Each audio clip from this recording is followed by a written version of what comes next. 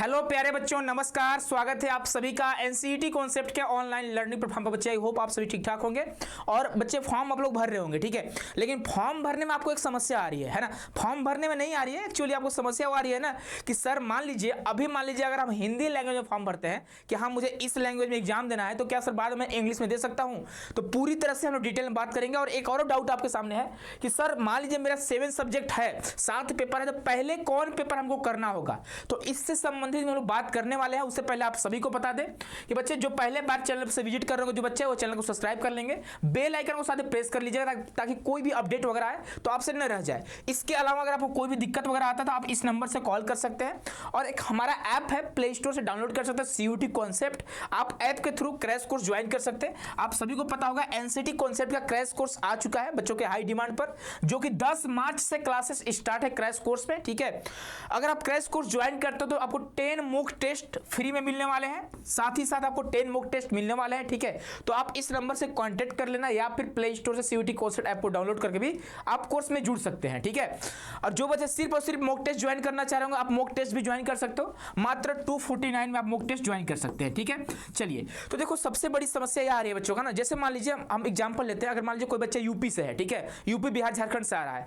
देखो, अगर पहली बात आप ये जान लो, इंग्लिश लैंग्वेज यूनिवर्सल है, ठीक है, कि इंग्लिश लैंग्वेज आपको एग्जाम में देखने को मिलेंगे। चाहे आप बंगाल से आ रहे हैं तो आप मान लीजिए अपना जो पेपर सिलेक्ट कर रहे हैं ना कि मैं इस बंगाली में देना चाहता हूं, तो आपको एग्जाम हॉल में इंग्लिश में भी आप पेपर को पा सकते हो, यानी आपको इंग्लिश में भी पेपर मिल जाएगा, ठीक है। जब आप कॉर्नर वहां पे ऑप्शन होता है कि आप इंग्लिश में भी देखना चाहते हैं, हाँ, तो आप ध्यान रखना है इंग्लिश जो है यूनिवर्सल है, ठीक है। लेकिन हाँ ये जान लो, अगर मान लो आप बाई चांस बाई मिस्टेक मान लीजिए, अगर अभी आप लोग जब पेपर सिलेक्ट कर रहे हैं फॉर्म भरते समय अगर आप इंग्लिश लैंग्वेज डाल देते हो, ध्यान सुनना, तो हिंदी आपको नहीं मिलने वाला है एग्जाम हॉल में, आपको इंग्लिश में ही एग्जाम देना पड़ेगा।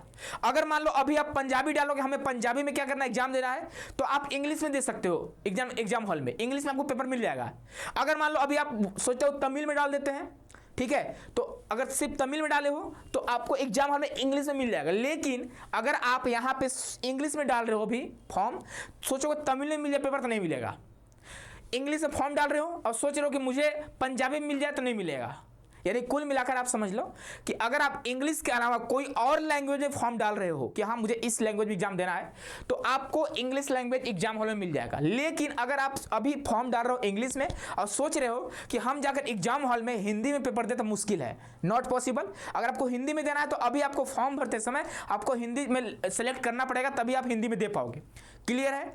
तो इंग्लिश लैंग्वेज सबके लिए मत समझिए, सबके लिए सबको देखने को मिलेगा इंग्लिश लैंग्वेज। एक बच्चा पिछले साल क्या किया था ना कि वो बच्चा था बंगाल का, ठीक है, वो इंग्लिश में फॉर्म डाल दिया था, है ना। अब एग्जाम हॉल में सिर्फ और सिर्फ उसको इंग्लिश मिला, बंगाली मिला है नहीं मिला, है ना। तो आप एक काम करना, हिंदी में डाल रहे हो तो इंग्लिश में मिल जाएगा, लेकिन आप इंग्लिश में डालोगे हिंदी में चाहोगे तो नहीं मिल पाएगा। इस बात का ध्यान रखना। क्लियर है? तो पहला डाउट, आई होप आप सभी को लैंग्वेज प्रॉब्लम सॉल्व हो चुका होगा। दूसरा डाउट क्या आ रहा है कि सर 7 पेपर है, तो पहला पेपर कौन सा आएगा, पहला पेपर हम किसका एग्जाम दे रहे होंगे?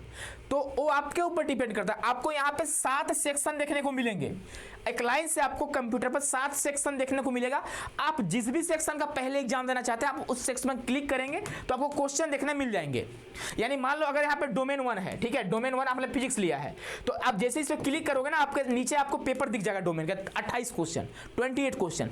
अगर मान लो आप जीटी का देना चाहते हो तो तुरंत आप जीटी पे क्लिक करो, आपको यहाँ पे क्वेश्चन देखने को मिल जाएंगे। तो किसी भी पेपर का आप सबसे पहले एग्जाम दे सकते हो। डिपेंड करता है आपके ऊपर कि आप किस सब्जेक्ट का एग्जाम सबसे पहले देना चाहते हो, किस सब्जेक्ट का इसका एग्जाम सबसे लास्ट में देना चाहते हो। एक कंपलसरी नहीं है कि आपको एक लाइन से ही पेपर मिलेगा, ऐसा कुछ नहीं है, इस बात का ध्यान रखना, ठीक है। तो आई होप कि ये जो डाउट आपको 2 आ रहे थे, है ना, आज क्लास में भी जब ऐप पे क्लास ले रहे थे बहुत सारे बच्चों का प्रॉब्लम था, तो आई होप कि आपका प्रॉब्लम एंड हो चुका होगा। तो जो बच्चे लैंग्वेज वाली समस्या से जूझ रहे होंगे, करेक्शन का डेट आएगा तो लैंग्वेज आप लोग करेक्शन कर लेना, क्योंकि कभी कभी क्या होता है ना, जैसे मान लो हिंदी में आप ऑप्ट किए हो, ठीक है, तो हिंदी में कुछ क्वेश्चन आपको मान लो गलत दिखने लगता है, हाँ मुझे लगता है क्वेश्चन गलत है, तो वही क्वेश्चन कभी कभी इंग्लिश में सही लिखा होता है, ठीक है। इसलिए 2 लैंग्वेज आपको लेकर चलना पड़ेगा, इस बात का ध्यान रखिए आप लोग। तो अगर आप चाहो तो अपना मातृ टंग में अपना फॉर्म भर सकते हो, आपको इंग्लिश मिल जाएगा। आप चाहो तो हिंदी, तमिल हो गया, मलयालम हो गया, असमी हो गया, उड़िया हो गया, कोई भी लैंग्वेज डालो आपको इंग्लिश मिल जाएगा। लेकिन अगर सिर्फ और सिर्फ आप फॉर्म भरते समय इंग्लिश डाल रहे हो तो बाद में आपको कोई और लैंग्वेज नहीं मिलेगा, इस बात का ध्यान रखना।